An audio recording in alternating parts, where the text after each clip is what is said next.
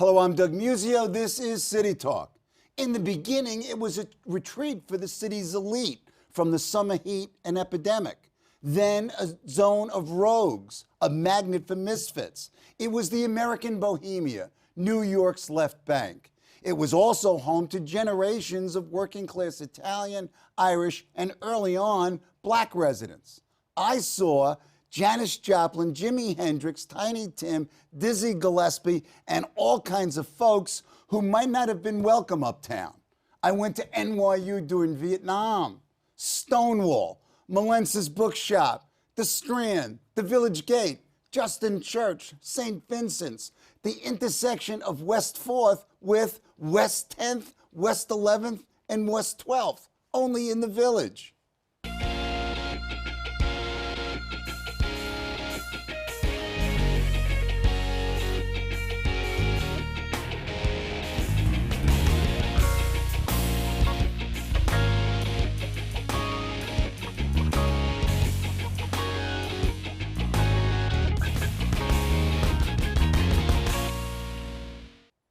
It's the Village, Greenwich Village, the subject of a richly textured book by John Strausbaugh. The Village, 400 years of beats and bohemians, radicals and rogues. John covered downtown Manhattan history and culture as a writer and edited for the much more New York press. For the New York Times, he wrote and hosted The Weekend Explorer, a series of articles, videos, and podcasts on New York City history. He has also written for The Washington Post, NPR, and PBS. His previous books include E! Reflections on the Birth of Elvis Faith, Rock Till You Drop, and Black Like You. And also, didn't you write Sissy Nation? Sissy Nation. Sissy Nation. Yeah. Welcome, John. This was a great read. I learned a lot. Thanks. I'm glad. Oh, man. Okay, let's start with you. Yeah. When do you first encounter the Village as a physical place? I was born and raised in Baltimore. I came up in the winter of 1969 because I had a friend who had moved up here to go to Columbia. So I came up to visit him.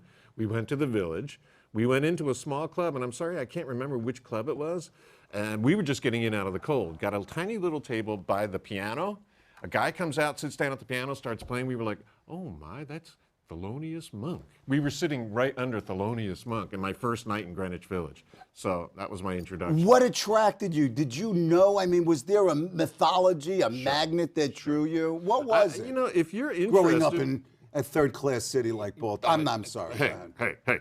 But still, it doesn't make any difference where you are. If you were interested in American culture, you know, and the arts, especially 20th century, you were always coming back around to Greenwich Village, the Lower East Side, Greenwich Village, the Lower East Side, wherever you were.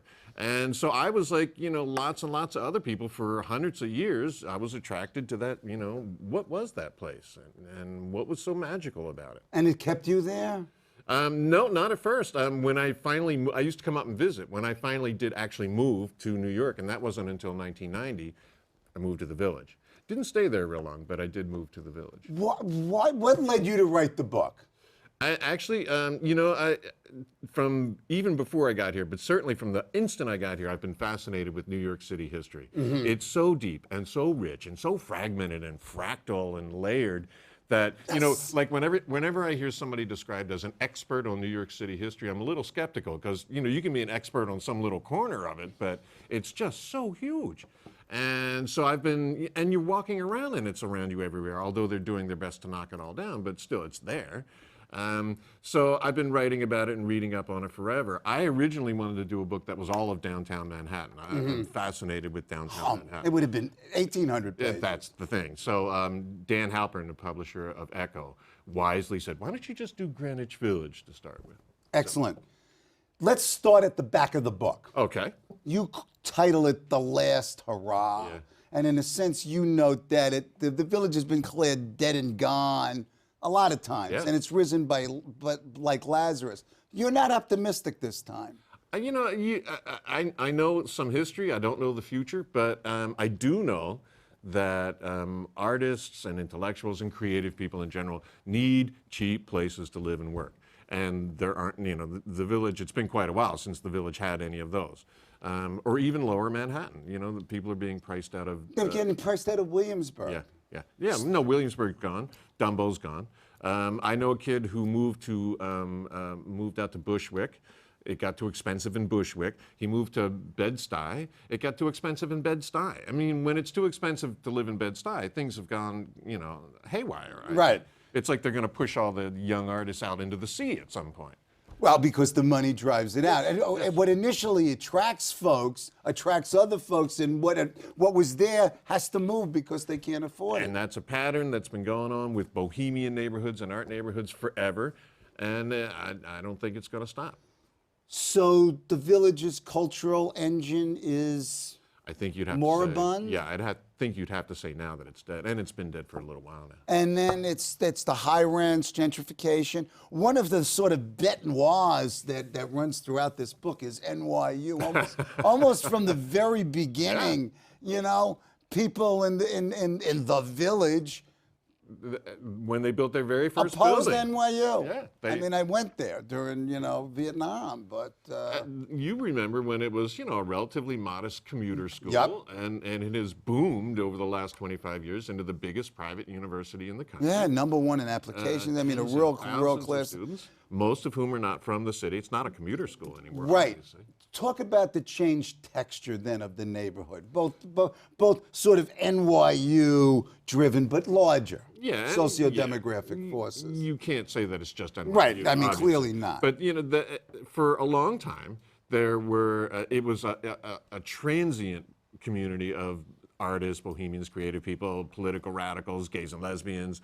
Everybody. Everybody. It was and that's the reason for that is that I think we tend to forget this, that until like about the 1960s or the 1970s, if you were gay or lesbian, if you had an artistic bent, if you wanted to be a musician or a poet or a dancer, almost anywhere in America, you were probably a lonely outcast where you lived. Yep.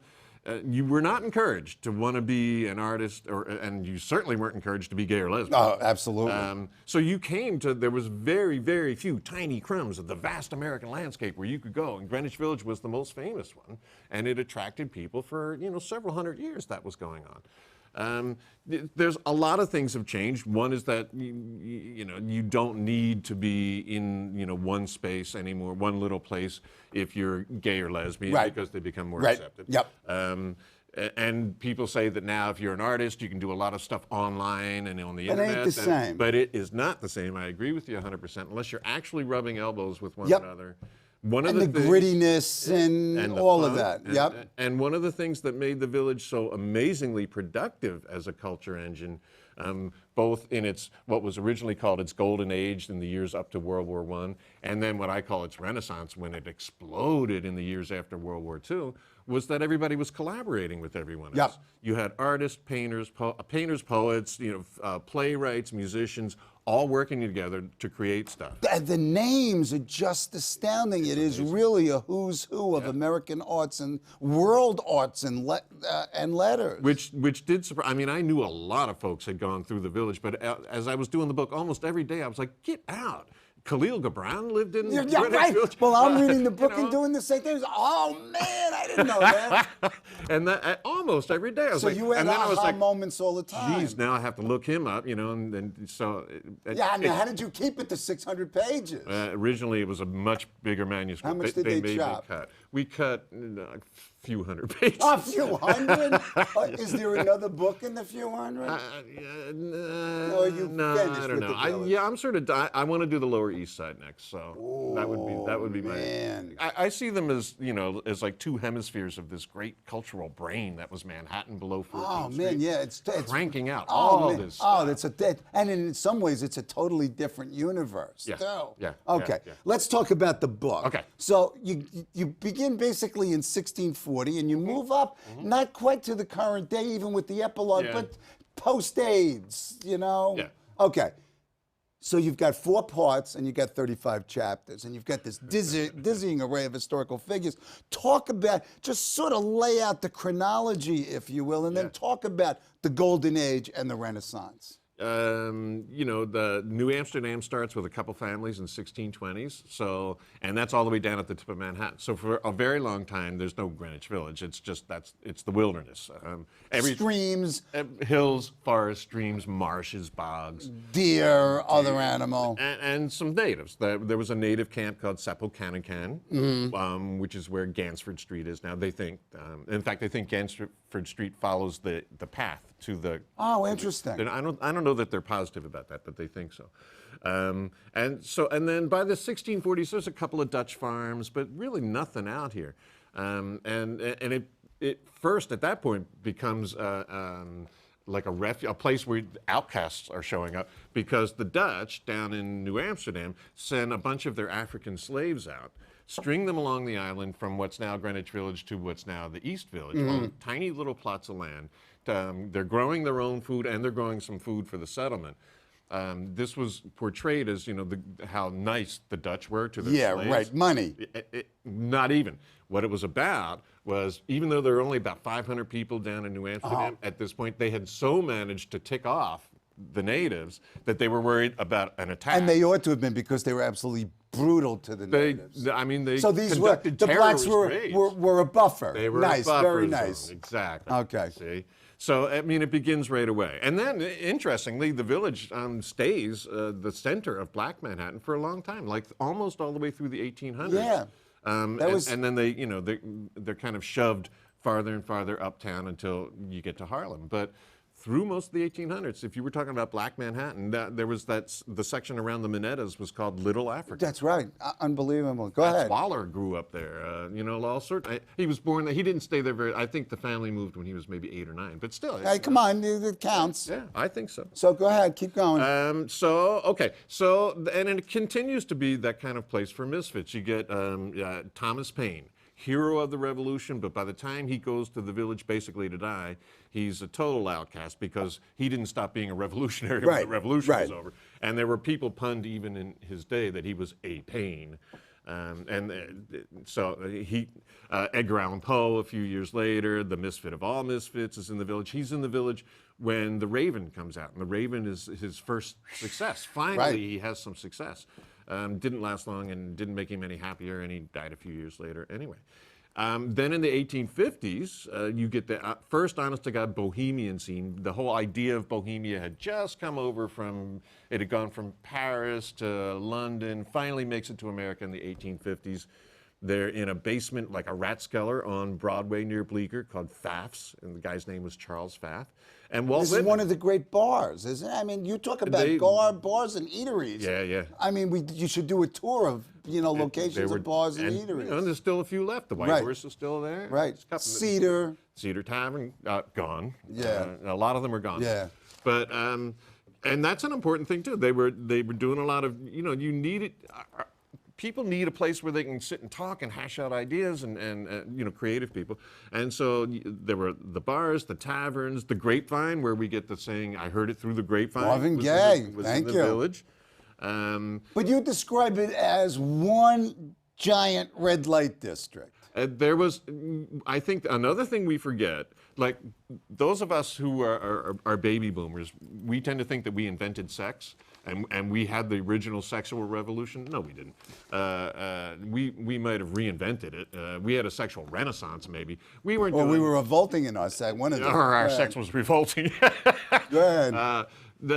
You know, people, and before then, you know, up through the 1950s.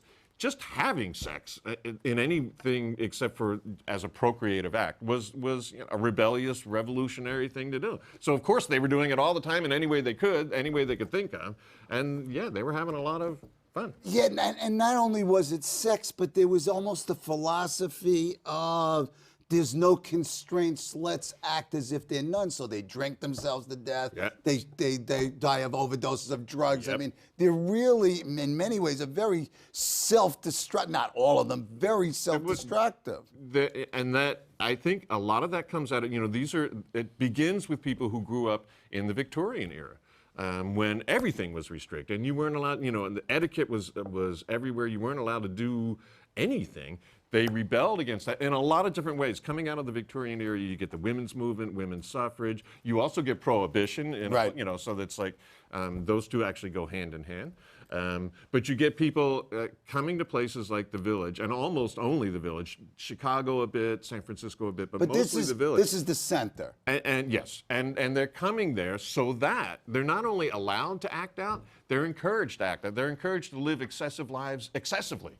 So they're drinking to excess, they're smoking cigarettes every second, they're doing a lot of drugs that we think we invented in the 60s were happening in the Village in the teens and 20s. Really? They were doing hallucinogens, they were doing all sorts of stuff. Narcotics, heroin, you know, coke. and they were being political radicals and anything they you could have do Emma Goldman, to you be had radical. everybody, right. It was all about being radical. It was all about being free, freeing yourselves from, you know, the tight collars and the cummerbunds and the corsets and all that stuff that everybody else in America was still feeling restricted by. And that's another reason why everybody else in America was so attracted to the Village, because they were seeing people letting their hair down, women bobbing their hair. And they were just, there was nowhere else where you could see people acting that way. And it was very important. I mean, and acting out was good. Yeah. I mean, your introduction, your epigram quote is, America was one thing and Greenwich Village was another. Yeah. And Talk about the Village, it was both a material place and it's a metaphor. yeah, I mean, a lot of people always said it's, you know, it was a place of mind. It was a state of mind. State of mind. And then New York State stole that idea. I mean, originally that was said about Greenwich Village. Right. It's a state of mind. Maxwell Bodenheim also called it the Coney Island of the soul. And then, such a great line. Right, and then you've got Ferlinghetti writing poetry about Coney Island. Exactly. And so, yeah, I mean, it was, and that's why it attracted people from, you know, Kansas, and if you were growing up in Texas, and a whole lot of the people that I interviewed for the book, especially the older ones, were growing up somewhere out there in Middle America. Nothing against Middle America, but they were gay, they were lesbian, they wanted to do theater. You could be against Middle America. No, it's like, you know, there's a lot of good things. Oh, okay. But you know, but it wasn't Greenwich Village. Right. And if you were out there and you wanted, Lou Reed always said, you know, he would have killed himself if he hadn't moved in just from Long Island. Please, that's like living in Kansas. So there you go, see? So and where else was there to go? You could go, for a while, you could go to Chicago, which had its little Chicago Renaissance, but that only lasted a few years. You could go to North Beach in San Francisco. You could go to Venice Beach in Los Angeles. And that was about it. That was tough getting or the there French from Quarter. Queens, though. Right. You go to the French Quarter. But really, none of them had the allure. None of them had the, you know. You could put them all together into had to be Greenwich Greenwich Village. Right. Okay. Village. Okay. Now, you describe in your epilogue that the area is filled with mothers walking their babies in strollers the size of VWs. You're not happy about this. I'm not. All American cities, or at least all the older ones, the big old ones that had been industrial centers. We forget that New York was, you know, a huge Manhattan was an industrial and a port, center. And which you bring up clearly here. They let all that die. By the 70s, 80s, they all decided that they had to do something to repurpose. Cities had to repurpose themselves, rebrand themselves. And what they've all ended up doing is repurposing themselves as tourism centers, basically. Not only for tourism from elsewhere, but from people who, in effect, treat where they're living as though they were tourists living there. Yeah, Bloomberg's luxury city. There you go. The new New York, I like to call it. And we've seen it. We've seen that happen in very rapidly from the mid-'90s on. It's so fast that That's unbelievable. So now, you know, to me now, when I'm walking on the Village waterfront, I could be in San Diego, and I've got nothing against San Diego, but I didn't come to New York City to live in San Diego. I came here for downtown Manhattan. I was a very downtown sort of guy. An awful lot of that has disappeared over the last 15 years or so, and. It had to happen, I guess. People decided that they had to change it. But as usual, once they got rolling and there was money to be made and then there was more money to be made, they have just gone nuts with it. Okay. Why did you write this book? I mean, you were the New York Press. Well, in the 90s. I know there was an all-star cast, but yes. I remember you. Okay. Then you were at the Times. What led you to write the book?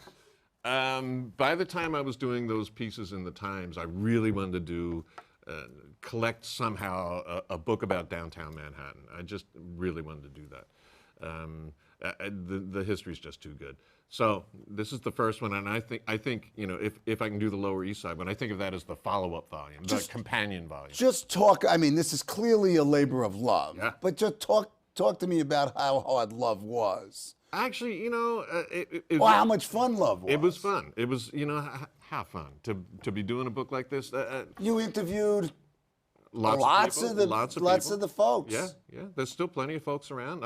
You know, the David Amrams and. Yeah, wait a second. Yeah. I mean, he's sort of a thread that runs Yeah. throughout. Yeah. And I didn't know him at all. Who is David Avram? David Amram, A-M-R-A. I'm sorry. David Amram.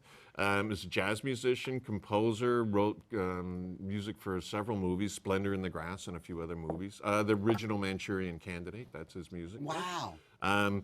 But was also friends with Kerouac and Ginsberg and the Beats.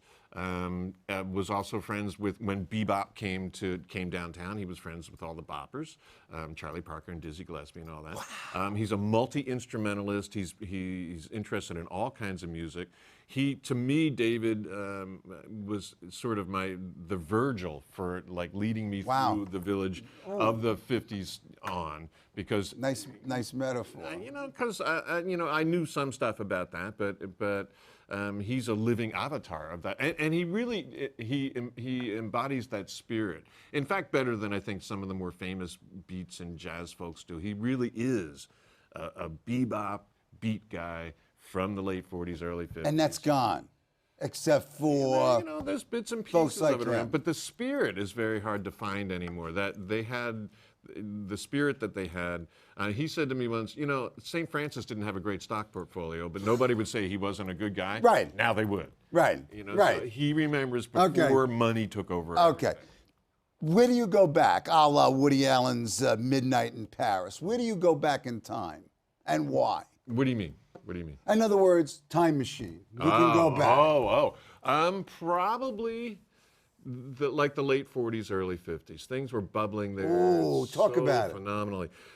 This is your renaissance. Yeah, I call it the Greenwich Village Renaissance, because people called what happened before World War I, which is really the first blooming of it as an arty and bohemian neighborhood, they called that the golden age when it was over.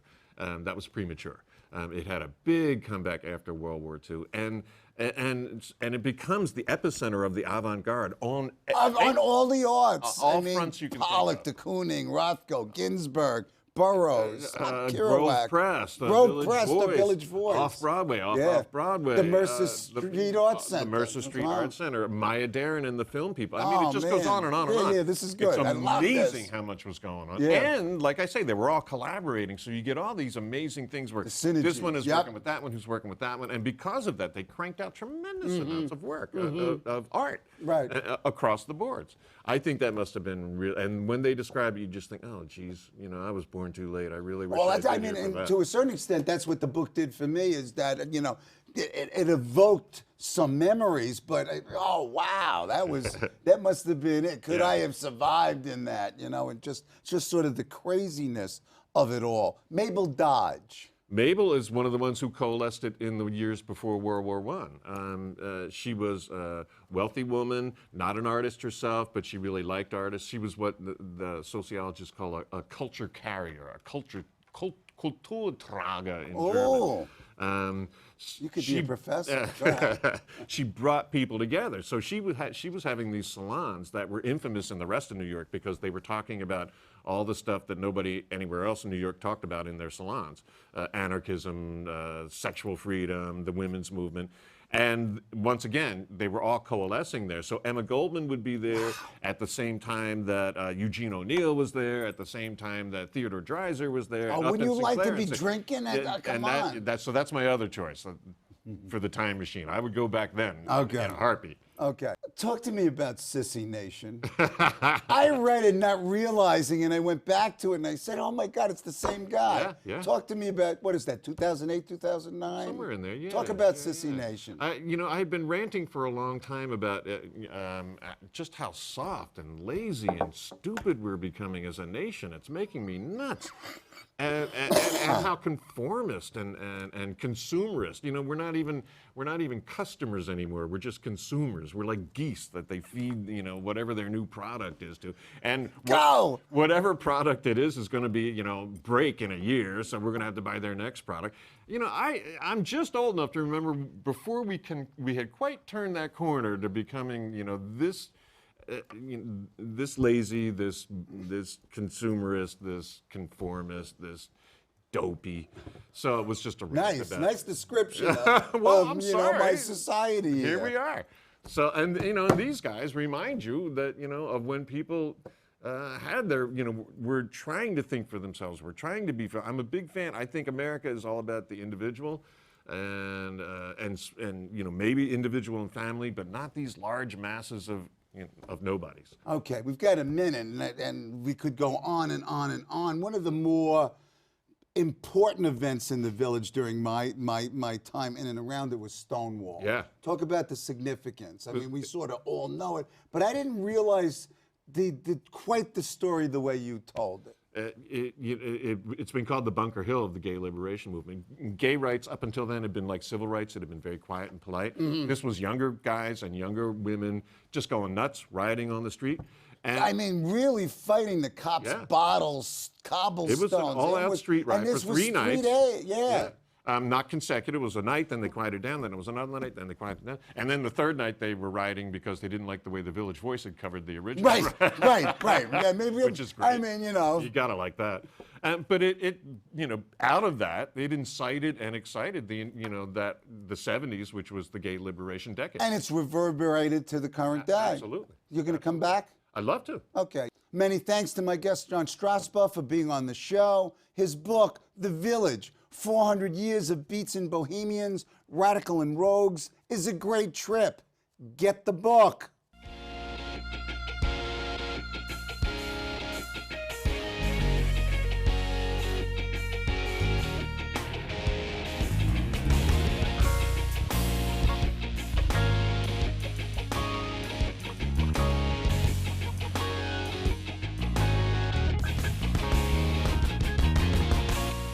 Hello, I'm Doug Muzzio. Let us know what you think about this show. You can reach us at CUNY.TV. When you get there, click on the bar that says Contact Us and send your email. Whatever it is. Thanks, no thanks, obnoxious, do it. Send it.